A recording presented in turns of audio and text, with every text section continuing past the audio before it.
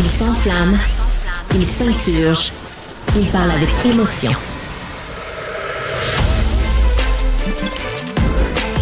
Francis Gosselin. Ce qui devait arriver arriva. Nous allons aujourd'hui avec Gabriel Giguère parler de gestion de l'offre parce que tant qu'à s'attaquer à toutes les chapelles du Québec, aussi bien s'en prendre à celle-ci, n'est-ce pas Gabriel? Il faut commencer par la vache sacrée, donc on y va. La gestion de l'offre, évidemment, c'est un système là, qui protège notamment le lait, les œufs, la volaille, qui permet à des agriculteurs, dit-on, là, de vivre dignement. Là. Donc, grosso modo, on maintient les prix artificiellement élevés par un système un peu de quota et on anticipe quelle sera la demande là, pour ces biens-là.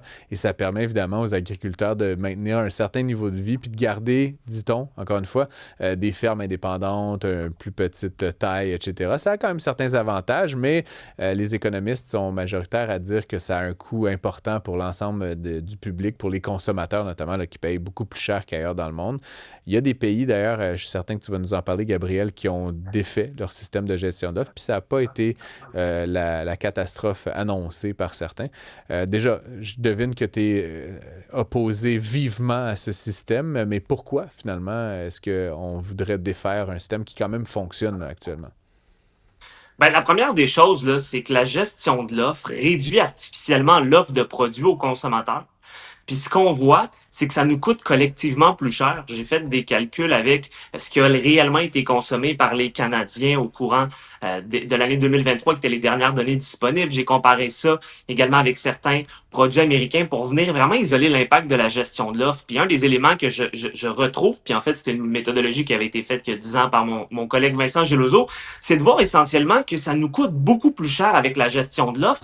Et je suis allé même par quintile de voir quel est le coût au Canada pour les 20% les moins nantis. Et ce qu'on voit, c'est que la gestion de l'offre, étant donné qu'on vient restreindre l'offre, ça coûte là pour le ménage moyen, dans les 20% les moins nantis, 279 $ par année. Francis, on a parlé la semaine dernière de quelque chose, on a parlé des épiceries publiques, et la raison pourquoi on va aller de l'avant, c'est à cause de l'inflation alimentaire. Ça coûte très cher. Alors ça, c'est le genre de chose qui est très facilement démontrable. Ça nous coûte cher. Ça coûte cher pour tout le monde, en fait, parce que quand vous êtes dans les 20% les mieux nantis, on parle de plus de 1100 $ par année pour un ménage moyen. Puis après ça, bien évidemment, c'est parce que vous consommez plus. Le ménage dans les 20% les moins nantis est plus grand. Mais ce que j'essaie de dire ici, c'est que ça nous coûte vraiment plus cher pour tous les Canadiens d'avoir ce type de choses-là.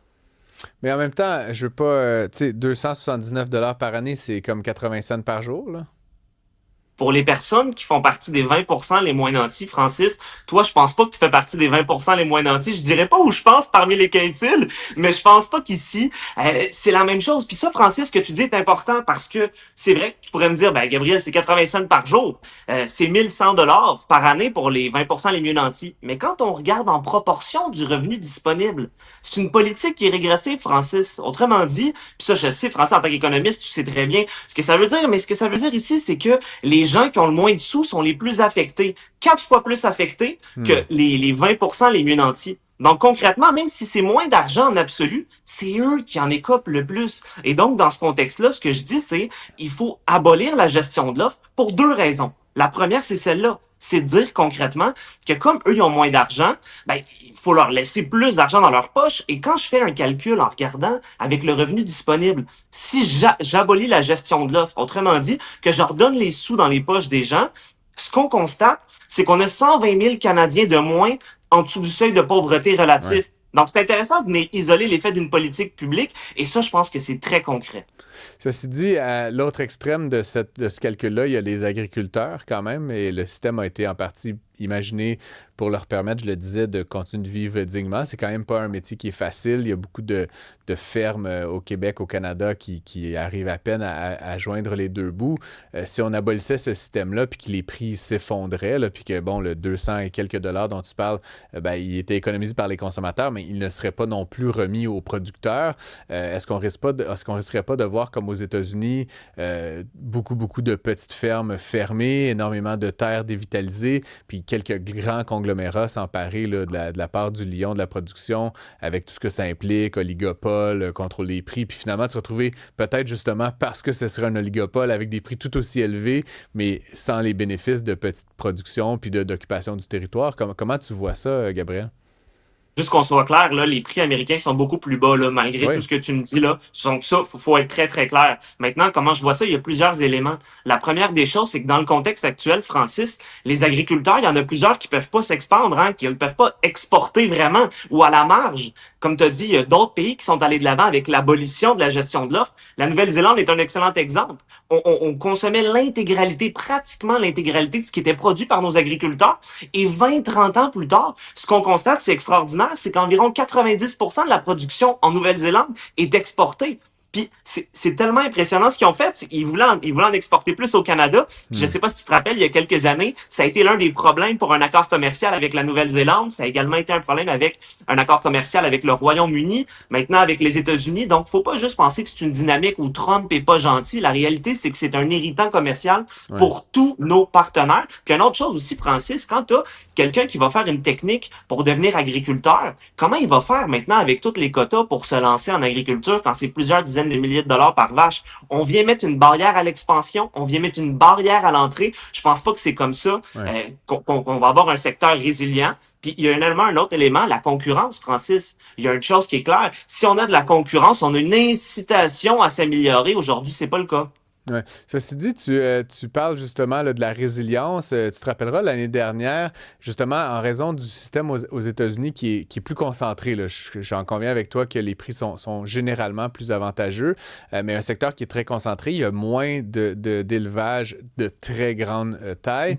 Il y a évidemment le risque sanitaire, là, puis on l'a vu l'année dernière, là, il y avait eu une épidémie, je pense, d'influenza. Puis tu sais, quand ça rentre dans un poulailler, ben, si c'est un poulailler de 200 bêtes, c'est 200 bêtes, mais quand c'est un poulailler de 10 000 bêtes, ben, c'est 10 000 bêtes. Et donc, le prix des œufs, notamment, je me rappelle, aux États-Unis, était passé de 2-3 à 10-12 là, en équivalent canadien, ce qui fait qu'il y a comme peut-être plus d'amplitude aussi dans la volatilité, alors que chez nous, il est toujours pas mal à, je sais pas, le 4,29 la douzaine. Là. Tu comprends ce que je veux dire?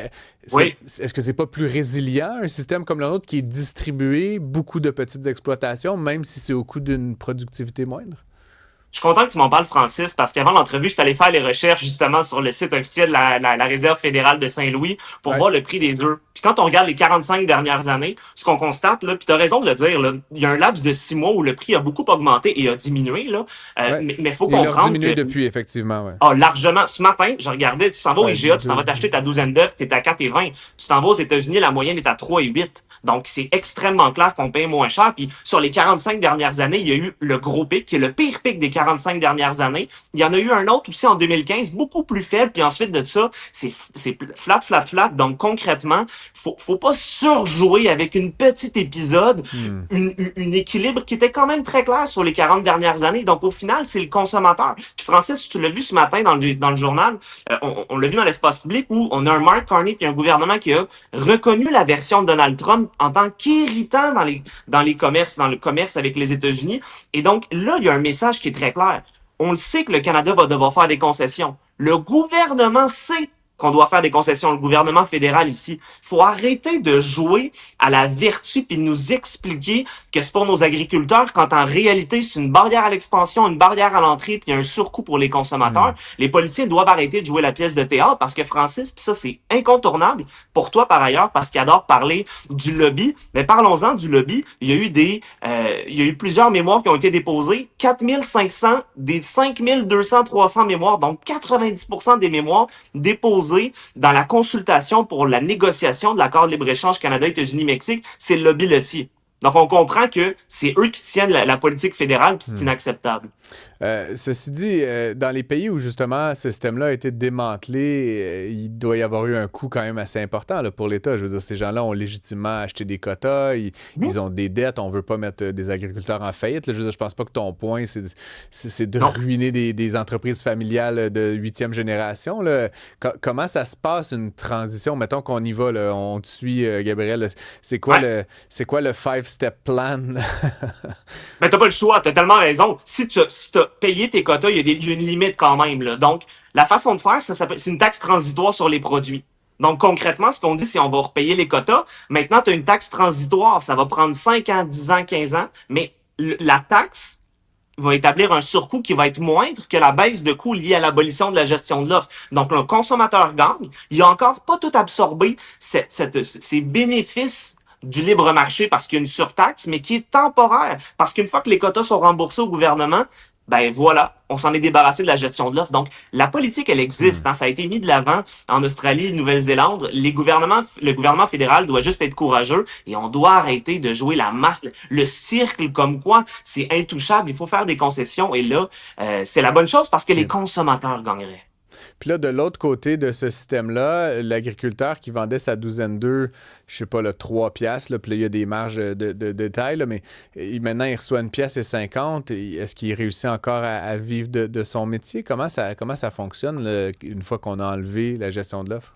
Il en vend plus? Peut-être, tu me diras, il faut Il va devoir très certainement devenir plus efficace. Francis, tu as raison. Là, si tu passes sur un modèle où tu te faisais 3 $, puis là, tu diminues un petit peu, il faut que tu deviennes plus efficace. Est-ce que je te dis que 100% des agriculteurs vont conserver leur business? Absolument pas. C'est pas comme ça dans aucun secteur de l'économie, Francis. On a de la concurrence. C'est normal. On a une incitation à amélioration avec la concurrence. Je pense aux consommateurs, là. Puis je le répète, 120 000 Canadiens qui restent sous la gestion de l'offre, sous le seuil de pauvreté à cause des surcoûts liés à la gestion de l'offre. C'est très concret. C'est un impact direct de la politique publique. Et ça, je pense que ça mérite à réflexion. Il faut arrêter de surjouer le fait qu'il faut protéger parce qu'on va revenir à la base, mais c'est une mesure protectionniste. On pointe beaucoup Donald Trump avec ses tarifs. Je pense qu'il faut aussi se regarder dans le miroir avec la gestion de l'offre. Assurément. Gabriel Giguère, merci beaucoup d'avoir été avec nous encore une fois. Toujours intéressant de t'écouter. Je rappelle que tu es analyste senior en politique publique à l'IADM. Bonne fin de journée. Bon week-end. Bonne fin de journée.